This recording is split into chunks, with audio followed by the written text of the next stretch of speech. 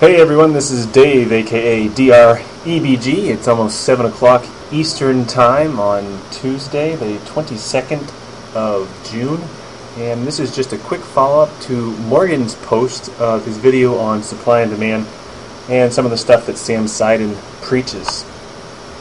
I actually liked a lot of what Morgan had to say, although I think the euro is in such a big downtrend right now and there's got a lot of other things going along with it that its ability to get back up to the supply level that was identified may be a little off. And I'll show you another example of why I think that may not happen.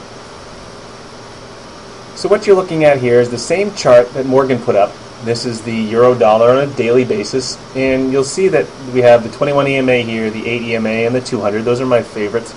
And all in all, it looks kind of plain, which is great because it's price action and we want to use price action as much as possible, but we need to do a little more analysis on it. It's great that Morgan identified this area as a supply zone. No question in my mind. That is a perfect supply zone, makes all the sense in the world. The problem with that, though, is you have to take the bigger picture into account. And that bigger picture is this gigantic downtrend that we're in and the power it's going to need from a demand standpoint to get back to that level. I think what was conspicuously missing were some support and resistance areas that you need to draw, and in this case probably on a weekly or monthly time frame to give us a better picture of where those resistance areas are. Supply and demand is great, but I think they go along with some of those support and resistance areas, in addition to any other things that we could draw that would help us out. Let me show you what I mean. If we put in a few things, all of a sudden we now have a better picture. These red lines show the support and resistance areas on the monthly time frame. And right here is the supply zone that was identified before. And that all makes sense, but we have to really realize, though, is that we have this gigantic downtrend from last year. And we need to get through this supply and demand, this supply and demand, this supply and demand, and then come all the way back up to here.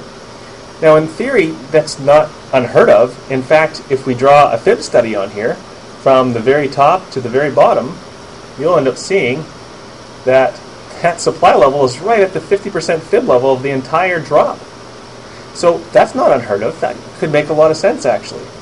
But then when we put some other things on the chart, like for instance a trend line, that trend line would end up being somewhere right here.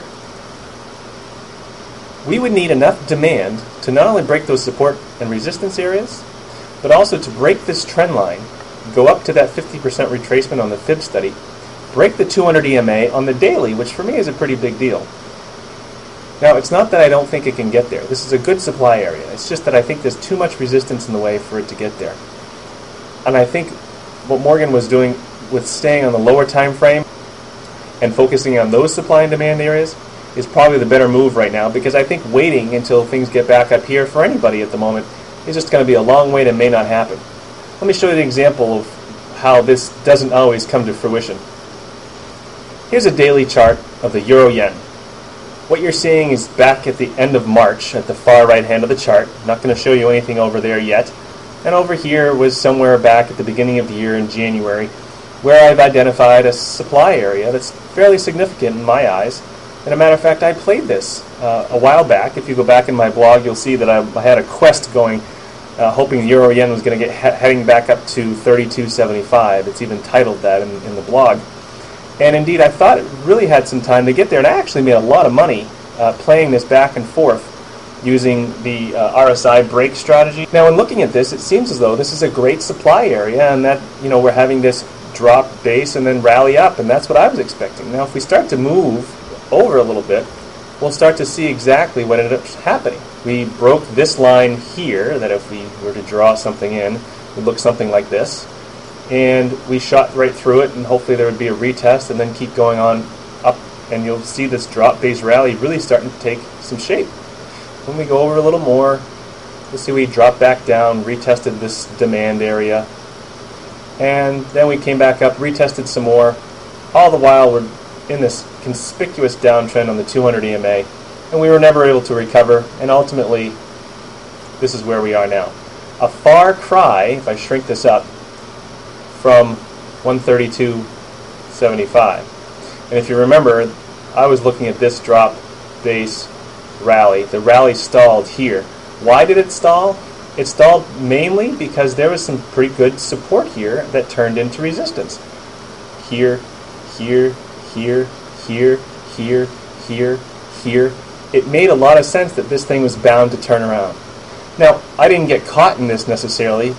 This whole idea of drop base, rally back up to supply again didn't happen because there was enough resistance that we weren't able to get past that to get back up to that supply. In other words, more supply came in at a different level and decided to come back down.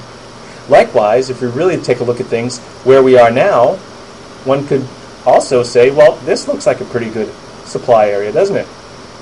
Here again, I think the euro-yen is in a pretty solid downtrend at the moment, and I think we're going to get down to 100.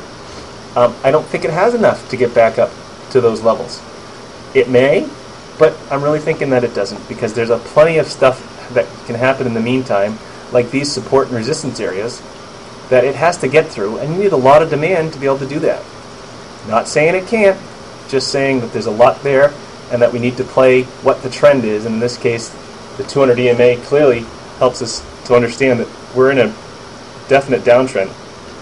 And if you're going to really play these supply and demand areas, it's not a bad idea to play those supply and demand areas along with the daily, weekly, even 4-hour trend to make your probability that much higher. That said, I think this is a great start for Morgan. I think further study is going to really help. I'm still studying this stuff, and it's good to just be able to see these charts in a different light than you may have in the past. Good luck. See you soon.